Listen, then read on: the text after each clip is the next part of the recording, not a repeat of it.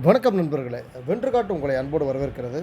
இந்த பகுதியில் நம்ம என்ன பார்க்க போகிறோம் அப்படின்னு பார்த்தீங்கன்னா, சமூக சமய சீர்திருத்தவாதிகளை பற்றி நம்ம பார்த்துட்டு வரோம். அந்த வரிசையில் இன்றைக்கி நம்ம பார்க்க போகிறது ஈஸ்வர் சந்திர வித்யாசாகர் அவர்களை பற்றி தேர்வுக்கு தேவையான மிக முக்கியமான குறிப்புகளை பற்றி நம்ம பார்க்கலாம். சரியா?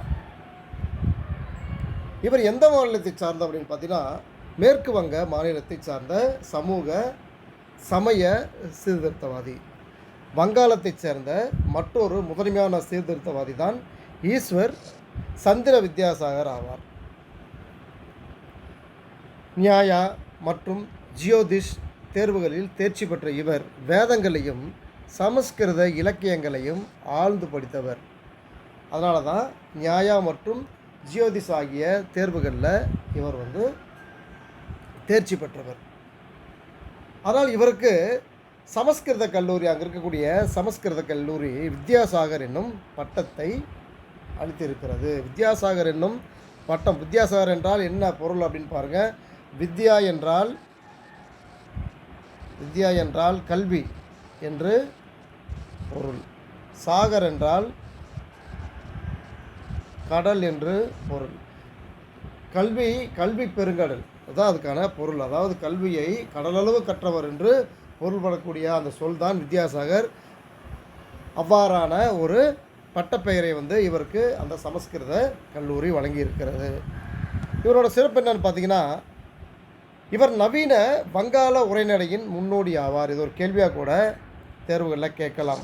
நவீன வங்காள உரைநடையின் முன்னோடி யார் அப்படின்னா ஈஸ்வர் சந்திர வித்யாசாகர் அப்படிங்கிறத ஞாபகம் வச்சுக்கோங்க. சரி, இவர் என்னதாங்க சிறப்பம்சங்கள், இவர் என்னதான் பண்ணினார் அப்படின்னு பார்த்தீங்கன்னா, பெண் கல்வியை மேம்படுத்துவதில் முக்கிய பங்காற்றிய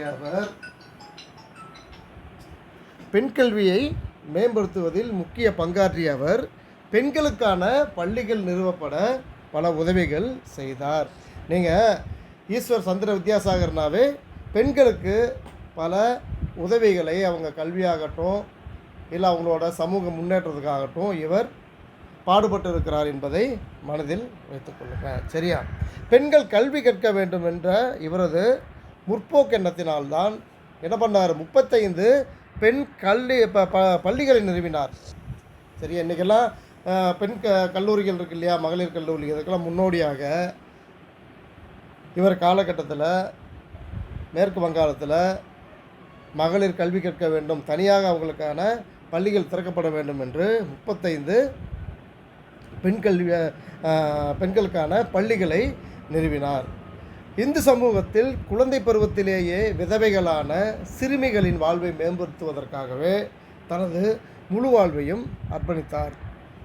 என்னென்னா, பண்டைய இந்தியாவில் பார்த்தீங்கன்னா 8 வயசு 6 வயசு 9 வயசு குழந்தைகளையெல்லாம் திருமணம் பண்ணி வச்சுருவாங்க. குழந்தை திருமணம் நடைபெற்றிருந்தது இல்லையா, அதற்கு இவர் எதிர்ப்பையும் தெரிவித்தார். அவ்வாறான குழந்தை திருமணம் நடக்கும்போது சிறு வயதிலேயே பெண்கள் விதவைகளாக ஆக்கப்பட்டார்கள் இல்லையா, அதையெல்லாம் எதிர்த்து இவர் அவங்களுடைய வாழ்வை மேம்படுத்துவதற்காக தனது வாழ்நாளில் முழு பகுதியையும் அவர் செலவு செய்தார் அப்படின்னு சொல்லி அவரை பற்றியான குறிப்பிடுறாங்க.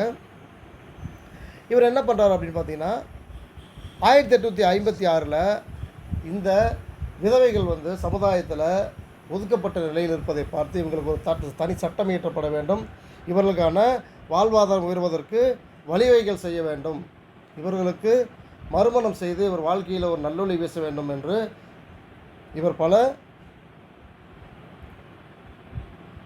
பெண் பிள்ளைகளை காப்பாற்றுவதற்காக இவர் என்ன பண்ணுறாரு, விதவைகள் மறுமண சட்டம் இயற்றுவதற்கு முக்கிய காரணமாக 1856 ஆண்டு விதவைகள் மறுமண சட்டம் இயற்றப்பட்டது. இது அப்போதைய பிரிட்டிஷ் நிர்வாகத்தால் இயற்றப்பட்டது. அந்த சட்டம் இயற்றப்படுவதற்கு முக்கிய காரணகர்த்தாக இருந்தவர் தான் இந்த ஈஸ்வர் சந்திர வித்யாசாகர். சரிங்களா? நன்றி நண்பர்களே. இந்த பகுதியில் ஈஸ்வர் சந்திர வித்யாசாகர் அவர்களை பற்றிய தேர்வுக்கு தேவையான மிக முக்கியமான குறிப்புகளை பார்த்தோம். மீண்டும் அடுத்த ஒரு காணொலியில் சந்திக்கிறேன். நன்றி.